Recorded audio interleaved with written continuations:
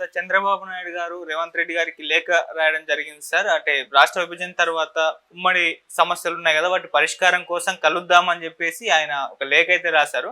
దానికి రేవంత్ రెడ్డి గారు కూడా అనుకూలంగానే స్పందించారు. జూలై 6 ఏమో కలవబోతున్నారు సార్. మరి మీటింగ్ అంటే సీఎం లైన్ తర్వాత ఇద్దరు కూడా కలవడం ఇదే మొదటిసారి కాబట్టి ఎలా ఉండబోతుంది? మరి ఉమ్మడి సమస్యలు ఏవైతే ఉన్నాయో నిజంగా ఏ సమస్యలు పరిగణలోకి వీళ్ళు తీసుకుంటారు? దీనిపైన మీ ఒపీనియన్ సార్. ఈ ప్రయత్నాల్లో భాగంగా అంటే ప్రధానంగా ఆస్తుల పంపిణీకి సంబంధించిన వ్యవహారం, సరిహద్దులకు సంబంధించిన గొడవ, వీటి మీద అదే ఢిల్లీలోను హైదరాబాద్లోనూ ఉన్నటువంటి వ్యవహారాలు, దీనికి సంబంధించి మాత్రమే వాళ్ళు మాట్లాడుకోబోతున్నారు తప్ప మిగిలిన విషయాలు ఏమీ కాదు. ఇదేదో రాజధాని పొడిగింపు 10 ఏళ్ల నుంచి ఇంకో 10 ఏళ్ళు ఎక్స్టెండ్ చేయాలని మొన్న సుబ్బారెడ్డి మాట్లాడాడు వైఎస్ఆర్సీపీ. అటువంటి నినాదాలు ముందుకు తీసుకొస్తే ఆయన అమరావతి ప్రాజెక్టు వెనక్కి వెళ్తుంది. అందుకని డెఫినెట్గా ఆ పని చేయడు, ఆయన ఆ పని చేయడు. అలాగే ఈ 2 రాష్ట్రాలకి సంబంధించినటువంటి సాగునీటి ప్రాజెక్టుల నీటి పంపిణీ వ్యవహారానికి సంబంధించి నాగార్జున సాగర్కి కేసీఆర్ చివరి రోజుల్లో జరిగినటువంటి వివాదం, ఇలాంటి ఇష్యూస్ కూడా ఉన్నాయి. వాటి మీద కూడా ఒక నిర్ణయం తీసుకునేటువంటి అవకాశం ఉంది. నీటి పంపిణీ జరుగుతున్నటువంటి పద్ధతి, అలాగే భవిష్యత్తులో అనుసరించాల్సిన పద్ధతి, దాని గురించి కూడా మాట్లాడుకోవాల్సిన అవసరం ఉంది. గతంలోనే ఇలాంటి మీటింగులు జరగాల్సి ఉంది రిపీటెడ్గా అని అనుకున్నారు, కానీ జరగల. వారి ప్రజలతోనే వారు కలవడానికి ఇష్టపడినటువంటి ముఖ్యమంత్రులు తమలో తాము కలిసి ప్రజల సమస్యలు మాట్లాడుకుంటారని ఎవరూ అనుకోలేదు. కానీ కలిశారు. కలిసిన సందర్భంలో జగన్మోహన్ రెడ్డి 1-2 సార్లు బయటకు వచ్చి మీడియాతో మాట్లాడాడు, కానీ కేసీఆర్ గారు మాట్లాడలేదు.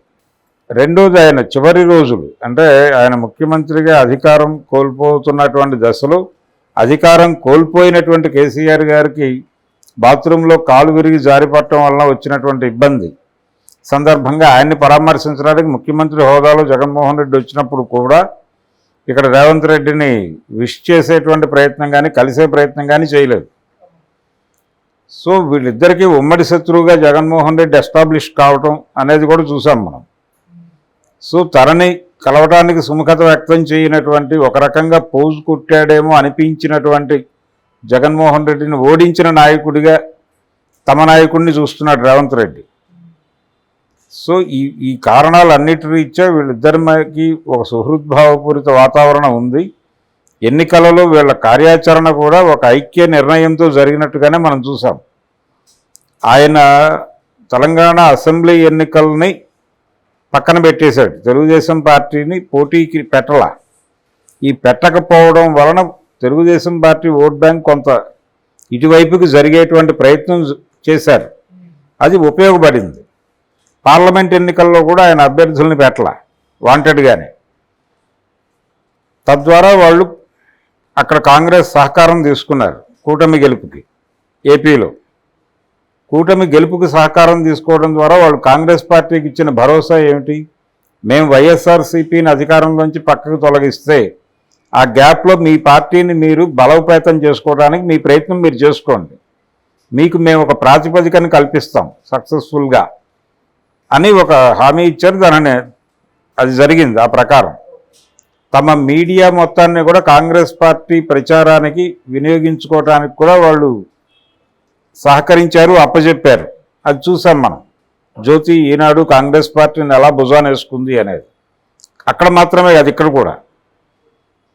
ఆంధ్రజ్యోతి రాధాకృష్ణ గారు ఎన్నిసార్లు రేవంత్ రెడ్డి గారితో ఇంటర్వ్యూలు చేశాడు. ప్రభుత్వ నిర్ణయాలను ప్రజల్లోకి పంపు చేయడానికి తెలుగుదేశం మీడియా ఇక్కడ కాంగ్రెస్ పార్టీతో కలిసి ప్రయాణించినటువంటి విధానం ఏమిటి అనేది మనకు అర్థమవుతుంది క్లియర్గా. కాబట్టి మిత్రపక్షాల నాయకులు కలుస్తున్నట్టుగానే చూడాలి దీన్ని. ఆయన బీజేపీతో ఉన్నాడు.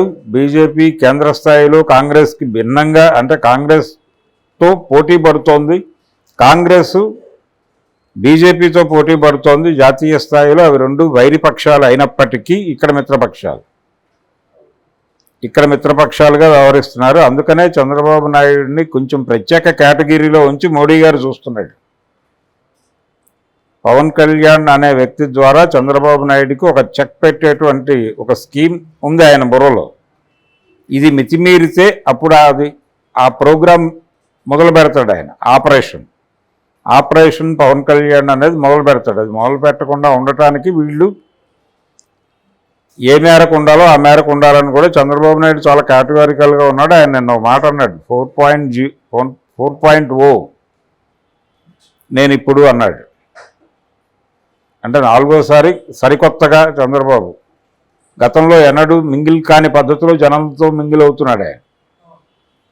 గతంలో అధికారుల మీద ఒంటికాలతో జనం సమక్షంలో లేవటం ద్వారా హీరోయిక్ ప్రొజెక్షన్ ఇచ్చే ప్రయత్నం చేశాడు ఆయన. అది ఇప్పుడు చేయట్లా. తన పార్టీలో తన మీద నెగిటివ్గా మాట్లాడిన వాళ్ళని కూడా క్షమాగుణంతో హక్కును చేర్చుకుంటున్నాడు తప్ప మీదపడి కరవటం లేదు. ఈవెన్ అచ్చెన్నాయుడు పార్టీ గురించి బయట మాట్లాడిన మాటలు ఆయన దృష్టికి వెళ్ళినప్పటికీ అతన్ని హక్కును చేర్చుకున్నాడు తప్ప నిరాదరించలేదు. ఇలా మారిన చంద్రబాబును చూస్తున్నాం మనం. చాలా తొందరగా సమస్యలన్నీ పరిష్కరించేస్తున్నాడు. ఇతను ఏదో పరిపాలన చేస్తున్నాడు. పరిపాలన అనేది కేవలం మీటలు నొక్కటం, ఇంట్లో కూర్చోవటంగా చూపించారు వాళ్ళు జగన్మోహన్ రెడ్డి. అది కాదు పరిపాలన అంటే. రోజువారీ యాక్టివిటీ ఉండాలి, ఒక పొలిటికల్ ప్రోగ్రాంలో ప్రభుత్వం ఇన్వాల్వ్ అయి ఉండాలి అనేటువంటి విషయం, ప్రజలతో మింగిలై నడవాలి, ప్రజల అభిప్రాయాలు తీసుకుంటూ నిర్ణయాల్లో అది ప్రతిఫలిస్తున్నట్టుగా ఒక ప్రొజెక్షన్ ఇవ్వాల్సిన అవసరం ఉంది అనేది చంద్రబాబు గుర్తించి చేస్తున్నాడు. ఇది అందుకనే తనే లేఖ రాశాడు. తనే లేఖ రాసి దాని సారాంశం 2 రాష్ట్రాల మధ్య అపరిష్కృతంగా ఉన్నటువంటి ఆస్తుల పంపిణీ వ్యవహారాలు, ఇతర సమస్యలకి సంబంధించినటువంటి కొన్ని నిర్ణయాలు తీసేసుకుని 10 ఏళ్ల పాలనలో జరగనటువంటి ఒక నిర్ణయాన్ని మేము తీసుకున్నాము 2 రాష్ట్రాలకి ఉపయోగపడే పద్ధతులు అనేది ప్రజల్లో పంపు చేయటం ఇప్పుడు ప్రోగ్రాం.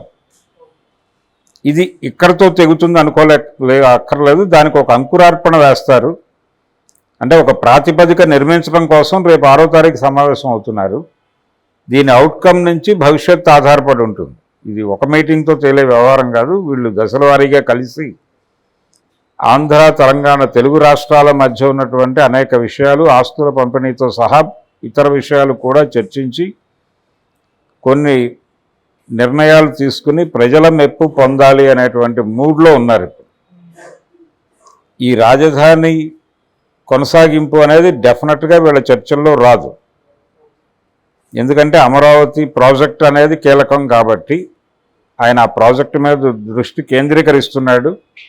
దాని నుంచి మళ్లింపు ఉండదు. రెండోది, ఆల్రెడీ ఇక్కడ తెలంగాణలో ఏ డిపార్ట్మెంటు లేదు, అన్నీ వెళ్ళిపోయినాయి ఆల్మోస్ట్. కాబట్టి ఇప్పుడు ఆ ప్రసక్తి రేపటి సమావేశంలో వచ్చే అవకాశం లేదు. ఇది కేవలం కార్డియల్ మీటింగ్ మాత్రమే. అలాగే చూడాలి దీన్ని.